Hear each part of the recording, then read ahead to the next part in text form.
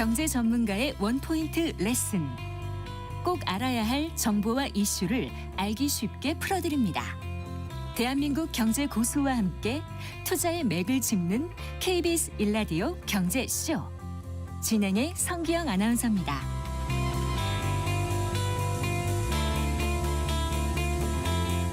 네, 4시 17분입니다. 지난주 한국은행이 기준금리를 동결했죠. 벌써 네 번째 동결인데요. 한국은행의 통화 정책이 지금 딜레마에 빠졌다는 그런 얘기도 많이 나오고 있습니다. 이 불안한 환율에다가 물가 또 집값까지 또 고려하고 있고 또 장기간 이어진 한미 금리 차까지 이렇게 여러 변수 때문에 딜레마에 빠졌다 이런 분석이 나오고 있는데 결국 다음 주로 예정된 연준의 금리 결정 또 내년 통화 정책에 따라서 한국은행의 금리 향방이 달라지는 건 아닌지 여러 관측이 나오고 있습니다. 자, 금리와 환율 앞으로 어떻게 움직일지 전망해 볼까요? 주원 현대경제연구원 연구본부장 스튜디오에 모셨습니다. 반갑습니다. 네, 안녕하십니까. 안녕하세요. 네, 일단 지난주에 이제 기준금리를 연 2.5%로 동결했습니다. 이게 이제 네 번째 연속 동결인 네. 거잖아요. 금리 동결할 거라고 예측하셨었죠? 예측이라는 이제 단어를 쓰려면 이제 동결한다는 사람도 있고 내린다는 사람도 다양해야 되는데 네. 주변에 거의 100% 다 동결한다고 얘기를 해서 100%.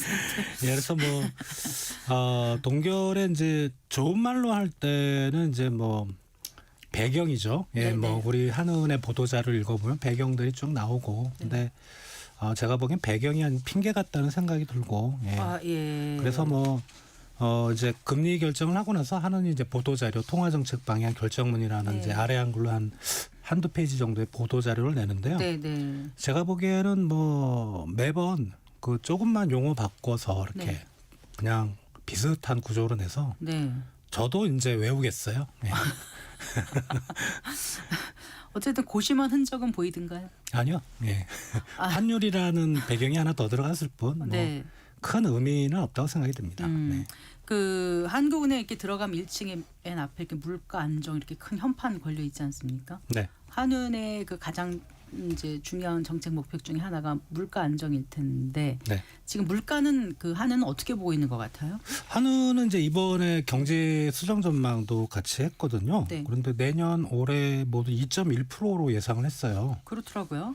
이제 물가 안정 목표가 2%니까 네. 2%보다 0.1 높으면 불안하냐? 이거 아니거든요. 예. 그 네. 정도면은 물가를 가지고 금리를 변동을 시킬 그런 요인은 아닌 것 같고 다만 이제 최근에 이제 수입 물가가 사실 이제 수입 물가가 통계를 보면 이제 기준이 크게 보면 이제 달러화 기준이 있고 원화 기준이 있는데 원화는 이제 환율까지 고려된 그거를 보면은 많이 높아졌어요. 수입 물가가 네. 상승률이 엄청 높아졌는데 그러니까 9월에 8월까지 마이너스였다가 그 동안에는 네. 원자재 가격 빠지면서 네. 9월에 0.7, 10월에 0.5%씩 플러스로 변했거든요. 네. 근데 만약에 환율 요인을 제거한다면 순수하게 달러만 가지고 우리가 수입 물가도 계산할 수 있거든요. 그럼 마이너스 4%입니다. 네. 그러니까 즉 한 마이너스 4% 정도는 오로지 환율 때문에 수입 물가가 올랐다. 네. 다만 이제 수입 물가는 생산자 물가, 소비자 물가라. 그러니까 생산자 물가는 기업 출하 물가거든요. 네. 소비자 물가는 소비자의 사는 물가 이렇게 단계로 갈수록 기하급수적으로 낮아져요. 그 영향력이 사실은. 네. 근데 이제 다만 좀 환율 영향을 크게 받는 품목들 있죠. 가장 대표적인 게 우리 주유소에서 기름 넣을 때. 네. 그거는 좀 심하지만 사실 전반적인 환율 때문에 전반적인 물가가 그렇게 큰 상승 압력은 받지는 않습니다. 그래도 그래도 환율이 오르면 한 몇 개월 당장은 아니지만 한 수개월 정도 지나면 이제 다른 물가에 조금씩 한 반영되잖아요. 1분기 정도 그쵸? 우리가 생각을 하시면 되는데 네. 그게 보통 단계별로 연구자에 따라 틀리지만 한 10분의 1씩 그 강도가 낮아진다고 할까요? 그래서 수입 물가 생각보다 왜냐하면 이제 수입 물가가 오른다는 거는 기업의 입장에서는 생산 비용이 오른다는 거잖아요. 네. 그죠? 근데 원자재가 네. 생산 비용에서 차지하는 비중이 높은 그런 산업도 있지만 대부분은 그렇게 많지 않고 어떤 게 많냐면 이제 인건비, 네. 국내 공장 돌리는 비용 이런 게 네. 확실히 비중이 높기 때문에 사실 원자재 가격이 엄청나게 변하지 않는 이상은 네. 국내 물가가 엄청나게 올라가지는 않는다. 수요가 또 많이 늘지 않는 한. 예. 네. 그런데 그 한 달 전만 해도 한은에서는 물가의 안정적인 흐름이 지속되고 있다 이렇게 평가했는데 이번에는 물가 상승률은 예상보다 다소 높아진 상황이라고 미묘하게 좀 바뀌었다는 생각이 들거든요. 예. 자세히 들여다보면. 예. 그래서 그 말씀하시는 거하고 또 한은은 좀 다르게 보는 게 아닌가 싶기도 하고요. 근데 그래 2%대거든요. 물가가 네. 우리 뭐 코로나 때 제 기억도 안 나는데 한번 6% 이 정도 되면 예. 그러면 이런 표현이 맞는데 네. 그 정도 올라갔고 물가 때문에 금리를 동결했다는 배경을 거기다가 없던 내용을 물가라는 용어를 써서 그렇게 첨가할 건가? 그거는 아닌 것 같다는 생각이 그래서 듭니다. 아까 배경이란 게 아니라 핑계라고 표현을 하셨던 것 같은데요. 네. 그러면 이번에 한은에서 기준금리 동결의 가장 큰 배경으로 생각했던 거는 결국 환율이라고 시장에서 지금 얘기를 하거든요. 그 예. 부분에 대해서는 어떻게 그 생각하세요? 부분이 맞는 것 같아요. 예. 좀 더 깊게 좀 들어가면 사실 이제 연준하고 우리하고 우리 정책 금리가 좀 뒤집어져 있잖아요. 네네. 그게 사실 이제 정책 금리가 미국 금리가 우리보다 높다고 우리나라에서 외화가 빠져나간다는 통계는 없어요. 근데 이제 그 금리가 높은 쪽으로 예. 자본이 이동한다. 맞아요. 네, 경제 이론상으로는 이론상 다 이론상으로는 그렇잖아요. 맞아요. 조금이라도 더 주는데 간다. 네. 근데 아니라는 거예요 지금. 예, 지금 뭐 예를 들어 우리 외환보유고액은 계속 늘고 있거든요. 네. 만약에 그 말씀이 맞다면 우리 외환보유액이 줄어야 되겠죠. 예. 그래서 그거는 아닌 것 같고요. 네. 다만 이제 시장에서는 말씀하신 그런 룰이 이제 암묵적으로 좀 준거 기준이 된다고 할까요? 네. 그 상황이 시장을 좀 불안하게 하는 요인이고 그래서 이제 그런 환율에 대한 최근에 좀 우려 이런 거를 아마 이제 한은세도 많이 고려를 해서 네. 금리를 동결하지 않았나 생각이 네. 듭니다. 우리나라가 지금의 2.5%로 금리를 인하한 게 올 5월이었죠. 네네. 네, 그리고 미국이 지금의 4.5%로 금리를 인하한 게 작년 연말 12월이었던 걸로 기억하거든요. 예, 그러니까 네. 지금 4%죠. 미국은 4%고 우리가 2.5%. 네, 그래서 네, 지금 4%고 2.5%면은 지금 1.5%. 예, 1.5% 포인트. 차이가? 원래는 우리 금리가 조금 높아요. 네. 미국 금리보다. 근데 그게 뒤집어졌으니까 지금 네. 1.5%가 미국 금리가 더 높은 거죠. 네. 예. 그러니까 역사적으로 우리가 항상 미국보다 거의 대부분 금리가 조금 더 조금 높았었죠. 높거나 비슷하거나. 예. 예, 그리고 근데 이제 코로나 그 전 그때부터 미국이 한 5 정도 올라갔을 때부터 예, 좀 예. 벌어져 그 인플레이션 있었잖아요. 때문에. 네. 예. 근데 이거를 지금 줄이지 못했던 이유는 뭘까요? 일단은 미국이 네. 생각보다 금리를 좀 천천히 내렸던 것 같아요. 네, 네. 만약에 미국이 좀 빨리 내렸으면은 지금 그 금리 격차가 많이 좀 줄었을 텐데. 네. 근데 미국이 천천히 내린 이유는 솔직히 말씀드리면 이 파월하고 트럼프하고 네. 서로 이제 원수지간이 돼서 예, 아시잖아요. 그게 이제 트럼프가 파월 내년 5월 임기인데 네. 재임 안 시키겠다. 네. 그리고 이제 케빈 해시시라는 네. 친트럼프 인사를 대신 내세우겠다. 그러니까 파월의 입장에서는 학자로서의 어떤 위상, 네. 그다음에 미국 연준 총재로서의 위상, 트럼프가 자기를 자꾸 디스를 하는데 네. 자기가 트럼프는 저금리를 좋아하는 사람이거든요. 네. 트럼프 좋은 일 시킬 수 없다. 이제 그런 분위기가 계속 이어졌어요. 그래서 연준이 금리를 천천히 내렸던 거. 그게 이제 뭐 원달러 환율이 이렇게 올라갔던 그런 원인 중에 하나로 작용했던 것 같습니다. 네. 그러니까 이제 금리 차가 어쨌든 벌어져 있으면 말씀하신 대로 자금이 빠져나왔다는 확실한 그런 건 없지만 시장의 심리로 봐서는 뭔가가 환율이 좀 불안하게 움직이는데 영향을 줄까요? 영향은 충분히 줄 수 있습니다. 네. 예, 줄 수 있는데 외환보유가 그럼 많이 줄어야 되거든요. 아까 똑같은 말씀 또 드리는데 네. 안 줄어요. 네. 예. 그럴 리가 없잖아요. 예. 그래요. 그 통화량하고 환율은 어떻게 관련이 있는지 좀 설명해 주시겠어요? 아무래도 이제 금리가 내려가게 되면 이제 네. 통화량이 많이 풀리는 그런 네. 경향이 있는데 네. 미국이 5.5에서 4까지 내려갔잖아요. 그죠? 4가 그리고 올해 10월이었나요? 그렇죠. 예. 네. 올해 10월입니다. 네. 근데 금리 격차가 2까지 벌어졌다가 1.5까지 좁혔다는 거는 네. 사실 달러화가 더 풀렸을 가능성이 있거든요. 상대적으로. 그죠? 그렇죠. 예. 많아지면은 그만큼 그렇죠. 값이 싸지는 거니까. 예. 그럼 원달러 환율이 이렇게 올라갈 이유는 없는데.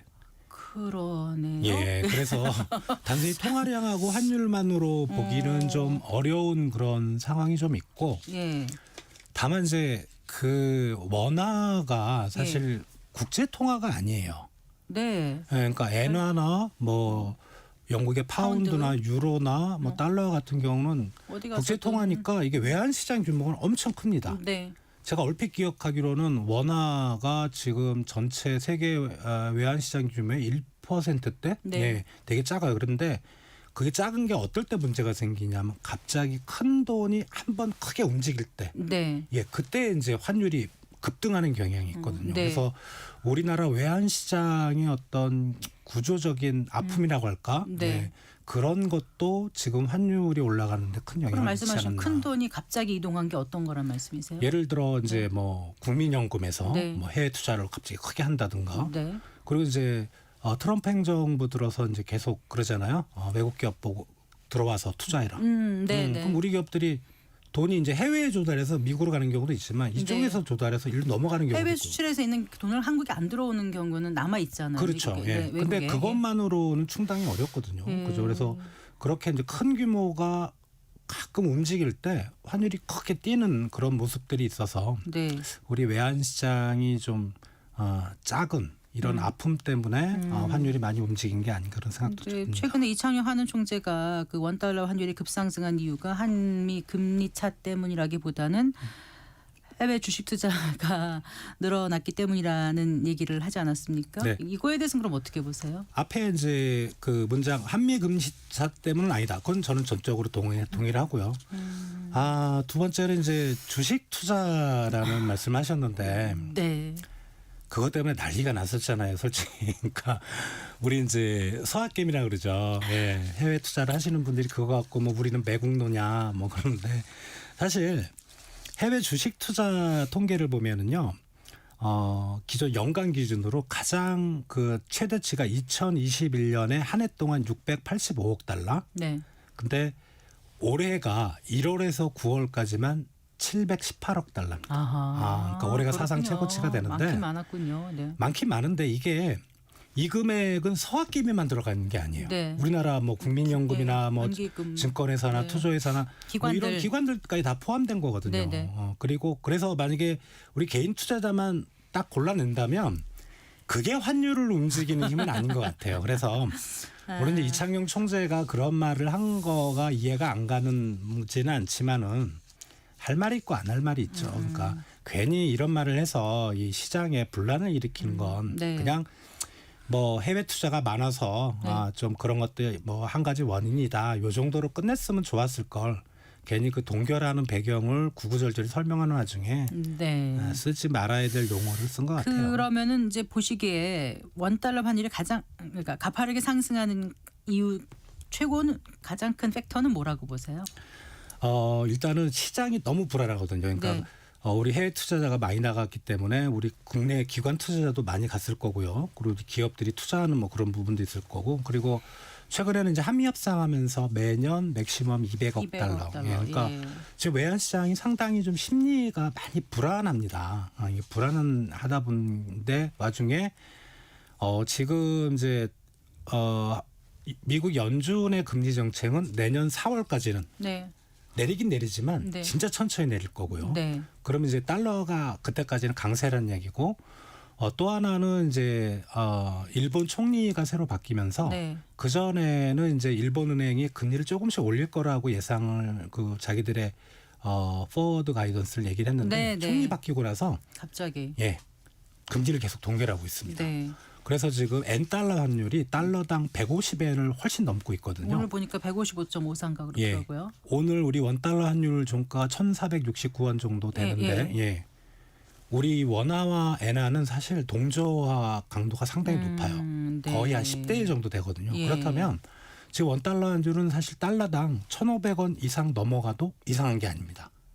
즉 달러가 강세 기조로 가는 와중에 옆 동네 엔화가 네. 그런 식으로 약세를 가니까 그 같이. 힘도 같이 받는 거고요. 근데 달러 인덱스를 보면 지금 99.4라서 예. 달러가 강세냐 이런 의문도 약간 드는데요. 근데 이게 그보다 더 빠져야 되거든요. 그러니까 네. 2017년 트럼프 일기 때 그때는 처음에 강세였다가 더 확 빠졌었거든요. 90대 예. 초반으로. 아. 그 정도 빠져줘야 되는 거고. 네. 그러니까 이런 불안한 그런 요인들이 우리 서울 외환시장에 계속 잠재돼 있으니까 우리 이제 개인이나 네. 기업이나 환율이 더 올라갈 수도 있겠다. 그러니까 우리 기업 같은 수익 기업 같은 경우는 나중에 돈을 환율이 더 높았을 때 수입을 하면 손해잖아요. 네. 그리고 유학 보내신 분들도 예. 지금 환전한 게 낫다 많이 올라갈 그리고 보면은 거면. 예. 달러 자산을 가져라 계속 권하는 유튜브 그렇죠. 이런 게 막 돌아다니고 그게 그러니까 하니까. 일종의 예. 가수요가 되는 거예요. 아하. 예, 그런 수요까지 들어가면서 예. 이제 외환 시장이 이렇게 불안한 것 같습니다. 그 정부가 환율 방어에 이제 국민연금 동원한다고 해서 지금 논란이 되고 있는데 이 문제는 어떻게 보세요, 본부장님?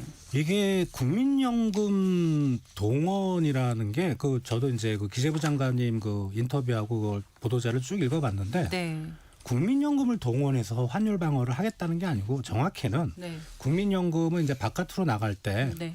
우리나라 이제 외환 시장에서 거의 큰 규모가 나가버리면 환전해서 나가니까 환율이 급등할 거잖아요. 네. 그렇게 하지 말고 한국은행하고 수합을 해서 외환 보유고 있는 걸 가지고 좀 빌리고 어허. 나중에 갖고 아. 그러니까 외환 시장에 영향을 안 주는 방향으로 하겠다는 게 네. 제가 기재부 편 드는 건 아니지만 예, 예. 그 내용을 보면 그렇게 그게 정확한 워딩이에요. 근데 예. 그냥 방어에 국민연금을 동원한다 이렇게 사람들이 얘기를 하고 예, 있어서. 시장에서는 이제 그렇게 생각을 하는 거예요. 그거는 아니다. 네. 자, 그러면 지금 이제 전반적인 걸 그 고려해 봤을 때 앞으로 원달러 환율의 움직임은 어떻게 보세요? 12월 달에 아마 다음 주 정도인 것 같은데 일본은행의 금리 결정이 있는데 네. 일본의 이제 그 새로 들어선 내각과 네. 일본은행의 금리를 결정하는 사람이 이제 대립하고 있어요. 아, 그래요. 예, 그러니까 일본은행 내부에서도 우리나라 금통위원인데 네. 금리를 올려야 된다는 시각이 지금 커서 네. 그게 상당히 중요한 포인트가 됩니다. 네. 거기서 만약에 금리를 올려주면 네. 엔달러가 좀 떨어질 거고 우리도 영향을 받을 거고 네. 그리고 그 다음 주에 이제 미국 연준 예. 이게 지금 대부분의 시각은 0.25 정도 내릴 거라고 보는데 그러면 이제 시장에 큰 영향은 없어요. 근데 네. 만에 하나 동결을 해버리잖아요. 네. 환율 우리나라 원달러는 급등할 겁니다. 그래서 그 두 가지의 이벤트가 앞으로 이제 외환 시장의 방향성을 결정하는 주된 요인인 것 같고 조금 멀리 보면 이제 5월달에 그 헤셋이라는 미국 연준하고 전혀 상관이 없는 인사가 이제 미국 연준 의장으로 만약에 취임되잖아요. 네. 그러면 이제 미국 금리가 막 떨어질 겁니다. 그러니까 트럼프 행정부의 예. 생각을 트럼프가 좋아하는. 예. 근데 파월도 사실 트럼프가 임명했는데 그렇죠. 임명하자마자 금리를 올렸거든요. 그래서 어떻게 될지 모르나 진짜 그런 만약에 시나리오라면 근데 트럼프 행정부의 경제 정책을 많이 얘기해 준 사람 헤셋이라는 사람이잖아요. 미 백악관에 있었던 네. 사람인데 그래서 그렇게 되면은 좀 외환 시장이 안정될 거라는 좀 기대는 가져봅니다. 네. 예. 그러니까 금리가 인하되면 미국에 우리하고 금리 차가 좀 더 줄어드니까 그렇죠. 아무래도 예. 환율의 안정에도 좀 더 도움이 된 거라고 보시는 거예요. 그렇죠. 예. 네. 지금 이제 한국은행에서 그 금리를 결정할 때 부동산 시장에 대해서 많이 주목을 하고 있다는 걸 많은 분들이 느끼실 거예요. 네. 역대 정부에서 역대하는 총재들도 다 그렇게 해왔습니까? 간간히 그런 부동산이나 가계부채를 언급하긴 했지만 네. 이렇게 매번 금리를 결정하는 금통위에서 네. 이거를 계속 언급했다는 것 자체가 저는 개인적으로 좀 그렇게 마땅치가 않고요. 사실 하는 총재도 그런 얘기 했었거든요. 금리를 가지고 부동산 시장을 잡을 수는 없다. 그 정부의 어떤 미시적인 대책, 뭐 규제라든가 이런 걸로 잡아야 된다고 항상 누누이 얘기를 했거든요. 네. 그러면 이제 정부에다 맡겨두면 될 걸. 그런데 지금 정부의 정책이 또 시장에 잘 먹히지가 않지 않습니까? 예. 그런데 이제 정부 정책이 안 먹히는 거는 사실 공급이 안 되는 상황에서 네. 그런 규제를 해봐야 우리 과거 사례를 보면 네.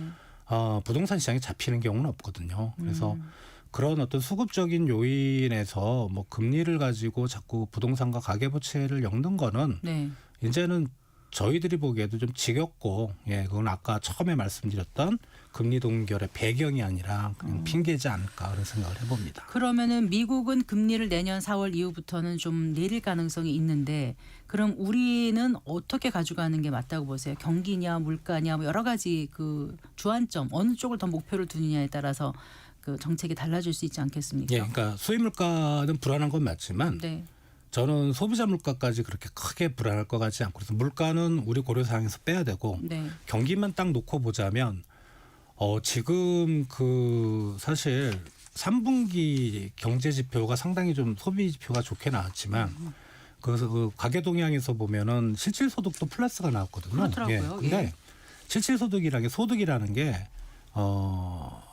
자영업 하시는 그 사업소득, 네. 우리 일에서 버는 근로소득, 또 어떤 게 아니면 공적 이전 소득이라고 네, 네. 이게 소비 쿠폰입니다. 네. 그게 한 전체 소득에서 10% 정도를 차지했는데 이번에 예. 그걸 빼고 계산하잖아요. 네. 그럼 소득이 마이너스예요. 아. 그 말은 네. 이제 소비 쿠폰 효과가 빠지는 올해 말 내년으로 넘어갈수록 네. 실제로는 경기가 민간 시장이 아직은 살아나지 않고 있다는 의미거든요. 그러니까 이럴 때는 금리를 내려야 돼요. 이걸 너무 방치를 하면은 소비 심리가 한번 위축되면 네. 사람들이 이제 아예 돈을 안 쓰는 어떤 일본식의 장기 불황에 빠질 수가 있거든요. 그래서 그 부분도 상당히 좀 고민을 해봐야 될 것 부동산 같습니다. 가격을 잡기 위해서 금리 인하하면 안 된다라는 의견에 대해서 그럼 어떻게 보세요? 부동산으로 다 가다 보니까 예. 돈이 결국 무슨 주식을 하든 뭐든 종착지는 부동산으로 가다 보니까 사람들이 돈 쓸 걸 더 안 쓴다 이런 얘기도 하거든요. 그러니까 금리 인하하면 안 된다 이런 의견들도 있어요. 금리 여기서 0.25 내려간다고 우리 가계대출 금리가 얼마나 내려갔어? 오히려 금리가 지금 정책금리가 내려가는 와중에 시중금리가 올라가고 있거든요. 네. 예. 예. 그러니까 그런 걸 생각할 때 금리 여기서 하느니 뭐 내린다고 얼마나 더 내리겠습니까? 이제 그렇지만은 이제 금리라는 게 부동산 시장에만 적용이 되는 게 아니고 기업 투자 네. 이런 부분도 적용이 되니까 근데 그런 부분을 생각할 때는 우리가 경기를 저는 좀 더 비중을 둬야 되는 그런 통화 정책을 해야 될까 생각됩니다. 살짝 온지 금리를 더 이상 내리지 않을 것 같은 이러다간 올릴 수도 있을 것 같은 뉘앙스의 언급이 있었지 않았습니까? 예. 네. 근데 보통 금리를 인상 기조로 돌릴 때는 단번에 한 번에 탁 이렇게 못 하는 거죠. 예, 과거에 통계를 봤는데 예.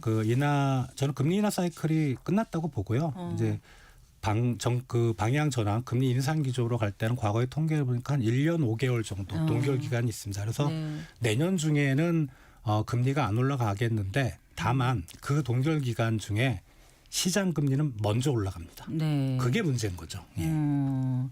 어쨌거나 미국은 이제 긴축이 좀 종료되는 분위기고 일본도 재정을 더욱 확장하는 그런 분위기인데 우리도 내년에 그 지금 예산 많이 하고 있고 잡고 있고 또 확장 재정을 펼치면 통화량은 늘어날 텐데 이게 앞으로 시장에 미치는 영향 또 개인들은 어떻게 접근을 해야 될지 끝으로 좀 한 말씀 해주세요. 통화량이 늘어난다면 우리가 이제 자산 가격이 올라간다는 걸로 이제 연결을 지면서 네. 그러면 뭐 주식 사고 금 사고 아파트 열심히 사면 되냐? 아닐 겁니다. 네. 왜냐하면 그런 자산 가격은 통화량에도 영향을 미치지만 실물 경제가 어떻냐. 네. 즉 실물 경제가 바탕이 된다는 그렇죠. 것 소득이 얼마나 생기느냐거든요. 네. 내년도 경제 성장률은 지금보다 높지만 사실 올해가 1.0이었기 때문에 워낙 낮았었기 때문에 그냥 반등 효과거든요. 그러니까 네. 내년 체감 경기는 절대 좋은 상황이 아니고 네. 소득도 그렇게 크게 늘지 않습니다. 네. 그렇다면 자산 시장에 대한 투자는 좀 신중을 하셔야 된다. 단순히 뭐 통화량이 늘어나고 뭐 이런 것 때문에 자산 가격이 오를 거다. 요거는 좀 잘못된 생각이라고 생각됩니다. 네, 알겠습니다. 잘 들었습니다. 고맙습니다. 감사합니다. 네, 주원 현대경제연구원 연구본부장과 함께했습니다.